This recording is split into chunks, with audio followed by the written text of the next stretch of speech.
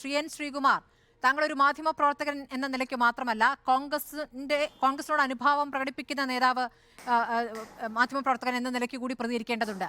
അന്നത്തെ സംഭവവികാസങ്ങൾ, അന്നത്തെ സമരം, നേതാക്കളുടെ പ്രതികരണം ഒക്കെ നമ്മൾ കണ്ടതാണ്. പെട്ടെന്ന് അങ്ങ് സമരം അവസാനിപ്പിക്കുമ്പോൾ തോമസ് ഐസക് ആ സമരവേദിയിലുണ്ടായ തോമസ് ഐസക്കും ഞെട്ടുകയായിരുന്നു.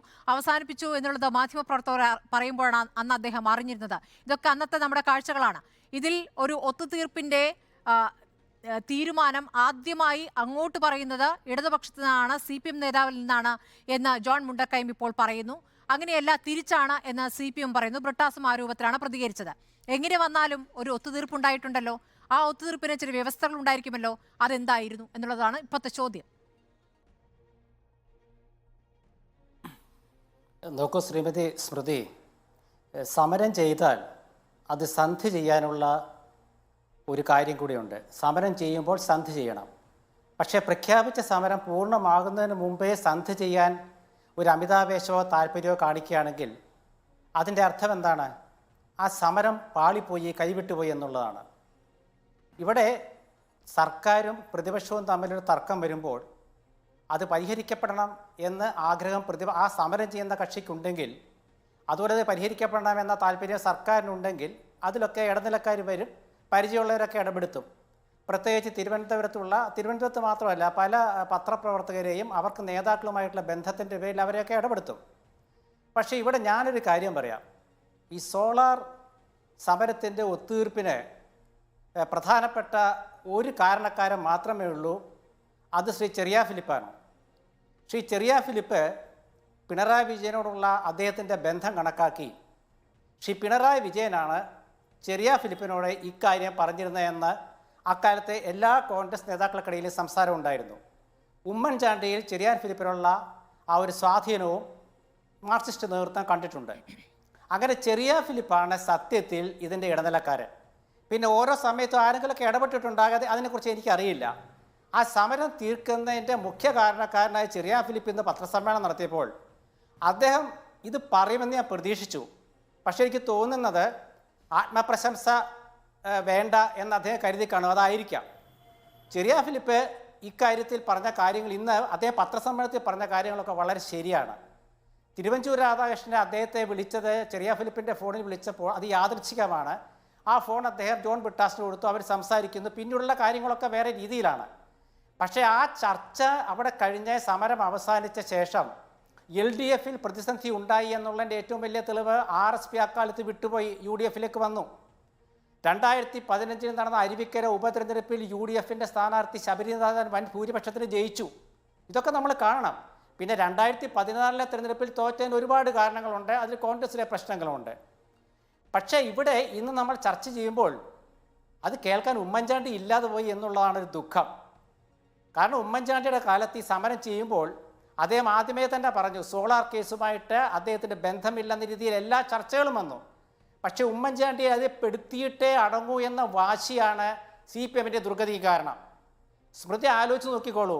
വടകര തിരഞ്ഞെടുപ്പിൽ ഇപ്രാവശ്യം CPM എങ്ങനെയാണോ വളഞ്ഞത്, തിരഞ്ഞെടുപ്പ് ജയിക്കാൻ എങ്ങനെയാണോ വളഞ്ഞത്, ആ ചോദ്യത്തിന് ഉത്തരം പറയും പോലെ നാളെയോ മറ്റന്നാളോ CPMൻ്റെ നേതാക്കൾ, സംസ്ഥാന സെക്രട്ടറിയും അന്നത്തെ പ്രതിപക്ഷ അന്നത്തെ സെക്രട്ടറി ആയിരുന്ന പിണറായി വിജയനും ഈ സമരം എങ്ങനെ അവസാനിപ്പിച്ചു എന്ന് പറയേണ്ടി വരും. കാരണം ഇത് ചരിത്രത്തിൽ ഇങ്ങനെ കിടക്കുകയാണ്. സമരം അവസാനിപ്പിച്ചതിൻ്റെ കാരണം ഇത് തിരുവഞ്ചൂർ രാധാകൃഷ്ണൻ പറഞ്ഞു. ജോൺ ബ്രിട്ടാസ് പറഞ്ഞത് ഞാൻ ജോൺ മുണ്ടക്കയത്തിനെ ബന്ധപ്പെട്ടില്ല, പിന്നീട് ബന്ധപ്പെട്ട ചെറിയ ഫിലിപ്പിനെ കുറിച്ചാണ് പറഞ്ഞത്. ചെറിയ ഫിലിപ്പ് ഇന്ന് കോൺഗ്രസിലാണ്. നുണ പറയാൻ പറ്റില്ല. ചെറിയ ഫിലിപ്പിനുമായിട്ട് ഇക്കാര്യത്തിൽ ഇടപെട്ടു എന്ന് ജോൺ ബ്രിട്ടാസിന് പറയാതിരിക്കാൻ പറ്റില്ല. അതുകൊണ്ട് അദ്ദേഹം പറഞ്ഞു. ഇന്ന് CPMൻ്റെ ചാനല് ജോൺ ബ്രിട്ടാസിൻ്റെ അഭിമുഖം ഇങ്ങനെ കേൾപ്പിച്ചുകൊണ്ടേയിരുന്നു, ആവർത്തിച്ച്.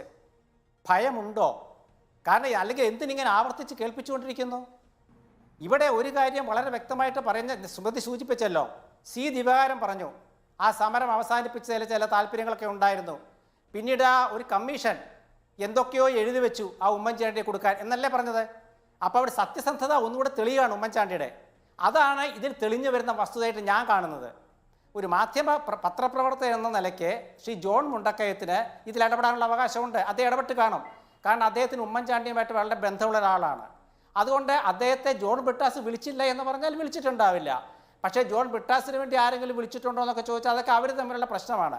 പക്ഷേ ഒരു കാര്യം വ്യക്തമാണ്, ഈ സമരമൊന്ന് അവസാനിപ്പിച്ച് കിട്ടാനായിട്ട് CPM-ന് താല്പര്യമുണ്ടായിരുന്നു, ഭരണകക്ഷിക്കും താല്പര്യമുണ്ടായിരുന്നു. കാരണം തിരുവനന്തപുരം നഗരം അപ്രതീക്ഷിതമായിട്ട് പാർട്ടി പ്രവർത്തകരെ കൊണ്ട് നിറഞ്ഞപ്പോൾ പാർട്ടിയും ഭയന്നു, ഭരണകൂടവും ഭയന്നു. ശ്രീ ഉമ്മൻചാണ്ടി അവിടെ ഒരു തന്ത്രപരമായ നിലപാട് സ്വീകരിച്ചു. അതിവർ പറയുന്നില്ല. സെക്രട്ടേറിയറ്റ് 2 ദിവസം അടച്ചിട്ട് എന്തിനാണെന്നറിയാമോ?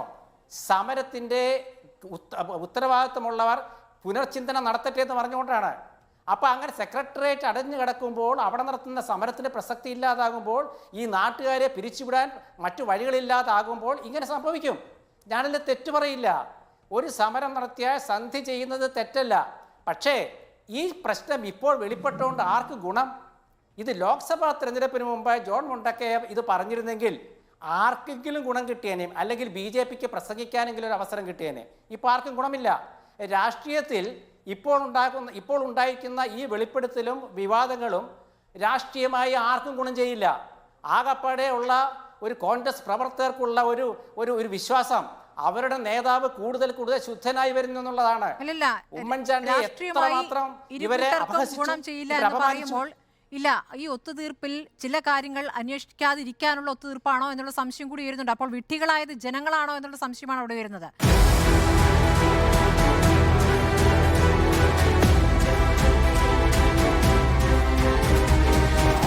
ഡിബേറ്റ് വിത്ത് സ്മൃതി പരുത്തിക്കാട്.